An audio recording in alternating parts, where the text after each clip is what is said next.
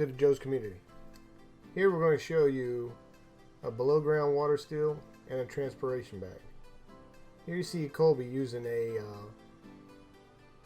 primitive digging tool, shovel if you will.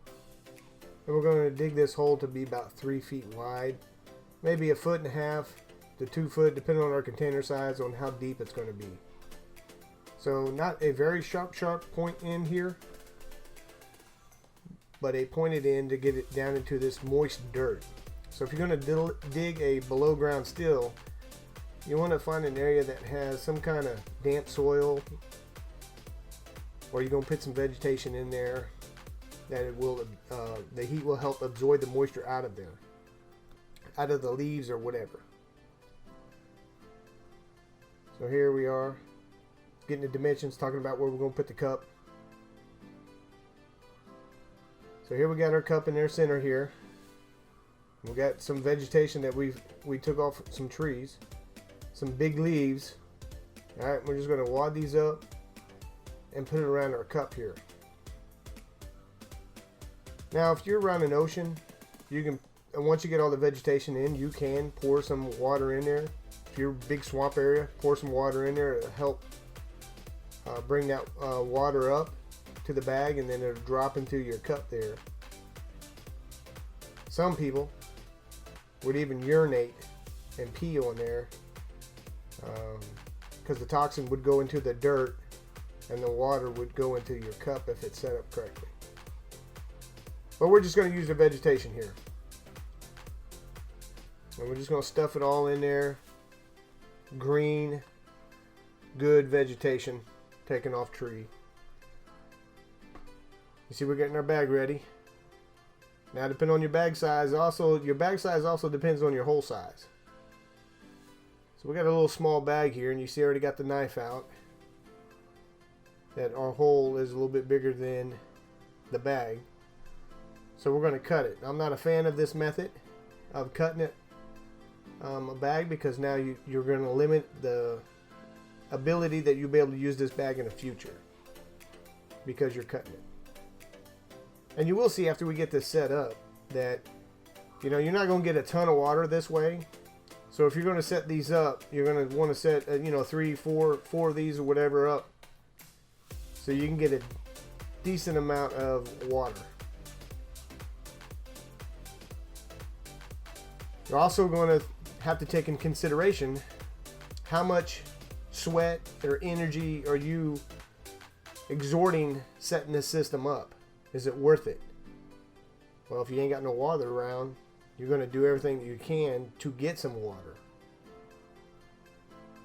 If you have a little bit of water, this is just another technique or another tool that you can use to help put more water into your body. Water is key. You're going to need a lot of it. And you're going to need to be able to have many means of getting water back into your body. So you see Colby's marking the spot here where we're going to get this. So we want this to be like an inverted cone. All right, so we want to get the slope to go down into towards our cup. We got some rocks here. We're going to help weigh it down, and we're going to place the rocks right above our container. All right, our canteen cup here. And you can see it now starting to create a little cone shape. And you'll see here later on that we had to modify this, and we created more of a concave, because that's not a big enough concave here. So here it is, 3 hours in. Okay, you see how we got more of a concave going in there. Now I will go up and I'll tap it. You can see the condensation rolling down. I'll bring the camera over here now. You can see there's a lot more condensation. See how it's all rolling down to where that rocks are to drip it into the container. So it's about 90 degrees out this day. Like I said, we've only had this one up for 3 hours.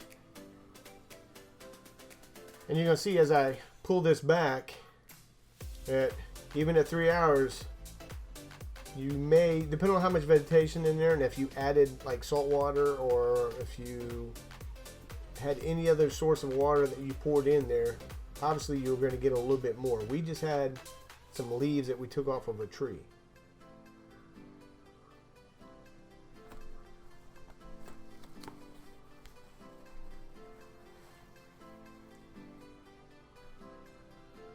So I'm going to start peeling it back here. Brushing the dirt away so I don't get too much dirt down in there. Especially not into our container to contaminate our water.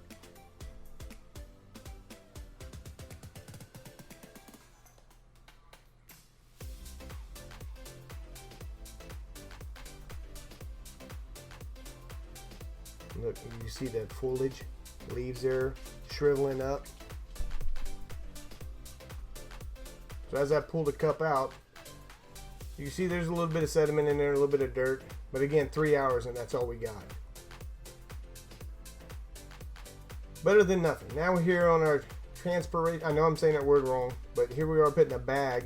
A better way of getting water, in my opinion, because you're not ruining your bag. Now you're putting it on here.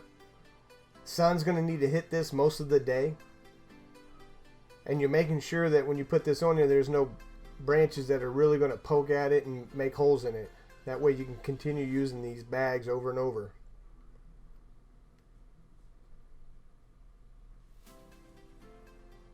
So here you go. You get it up on the tree there. Get you a piece of cordage or something to cinch it down so you're creating an airtight bag.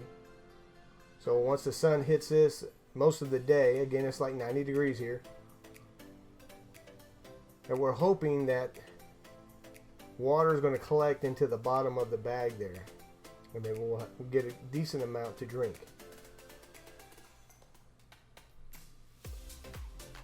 So here it is, all tied up, and we're just going to let this sit on there. Not too much to it, not too much exertion, not putting too much work into it. And now here's 6 hours. 6 hours, and look how much water we got in there. Now that, in my opinion, less work, and we are getting some good water. Now when I pour this out, as in the solar still, I would still filter it through a cloth or something, just to get some of that sediment out of there, the grass and the leaves or whatever.